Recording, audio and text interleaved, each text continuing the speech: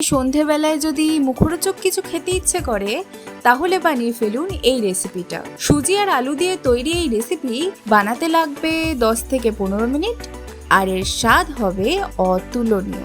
বাচ্চা থেকে বড় সবাই আপনার এই স্ন্যাক্সের তারিফ করবেই করবে। এটা বানানোর জন্য প্রথমে একটা কড়াইতে দিয়ে দিচ্ছি 3 চা চামচ সাদা তেল।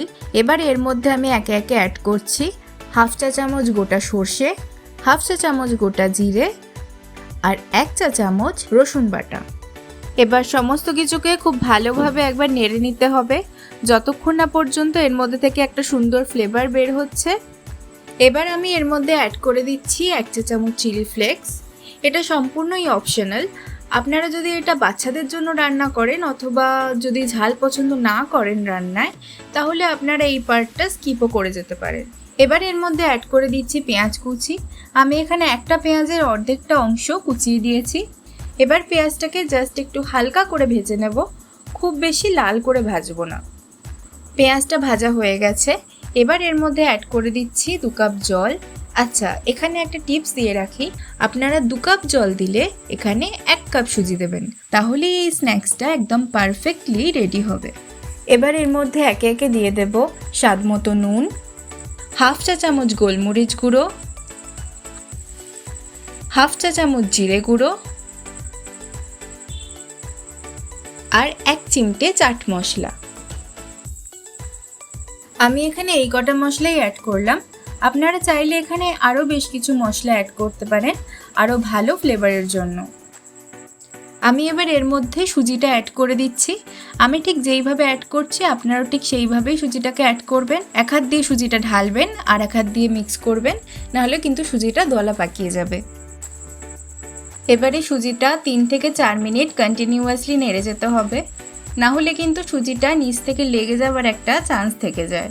3 থেকে 4 মিনিট পর আপনারা দেখতেই পাচ্ছেন সুজিটা একদম পারফেক্টলি কুক হয়ে গেছে। এবার আমি সুজিটাকে একটা জায়গায় তুলে রাখবো। সুজিটা একটা জায়গায় তুলে নিয়েছি। এবার আমি এর মধ্যে একে একে অ্যাড করব 2 মিডিয়াম সাইজের সেদ্ধ করা আলু। আলু দুটোকে আমি গ্রেট করে নিয়েছি।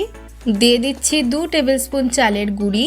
যে কোনো জিনিসেই চালের গুঁড়ি দিলে সেটা খুব সুন্দর মুচমুচে খেতে হয়। আর দিচ্ছি 1 টেবিল চামচ কর্নফ্লাওয়ার, 2 টেবিল চামচ ধনেপাতা কুচি আর 1 চা চামচ লঙ্কা কুচি। এবার সব কিছুকে খুব ভালোভাবে মেখে এর একটা সফট ডো তৈরি করে নিতে হবে। আমি এটাকে খুব ভালোভাবে মেখে নিয়েছি। এবার আমি এর মধ্যে অ্যাড করে দেব 2 টেবিল চামচ সাদা তেল।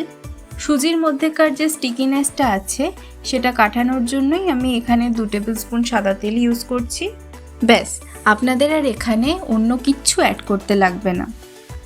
এবার ওই ডোয়ের কিছুটা অংশ আমি এখানে তুলে নিয়েছি। এটাকে এবার হাতের সাহায্যে লম্বা করে নিতে হবে। এবার এটাকে ছুরির সাহায্যে চৌকো চৌকো করে কেটে নিয়ে একটা শেপ দিচ্ছি। আমি এখানে চৌকো শেপ দিয়েছি, তবে আপনারা এগুলোকে গোল শেপও দিতে পারেন। আর হ্যাঁ, এগুলো তৈরি করার সময় হাতে একটু সাদা তেল লাগিয়ে নেবেন। আমার এখানে সবকটা পকোড়া রেডি করা হয়ে গেছে। দেখুন কি সুন্দর দেখতে হয়েছে। এবার এগুলোকে ভাজার জন্য আমি কড়াইতে তেল গরম করে নিয়েছি। তেল গরম হলে এর মধ্যে পকোড়াগুলো ছেড়ে দেব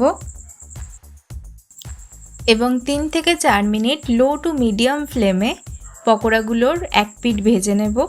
3 থেকে 4 মিনিট পর পকোড়াগুলোর এক পিঠ যখন ভাজা হয়ে যাবে তখন সে পকোড়াগুলোকে উল্টে তার অপর পিঠগুলো আবার 3 থেকে 4 মিনিট ভেজে নিতে হবে। পকোড়াগুলো আমার ভাজা একেবারে কমপ্লিট।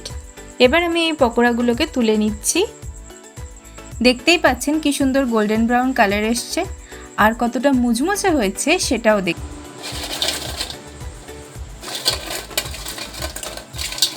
টমেটো সস আর স্যালাডের সঙ্গে সার্ভ করুন এই পকোড়া, আর আপনার বাড়ির সকলে এইটা খেয়ে আপনার হাতের রান্নার প্রশংসা করবেই করবে।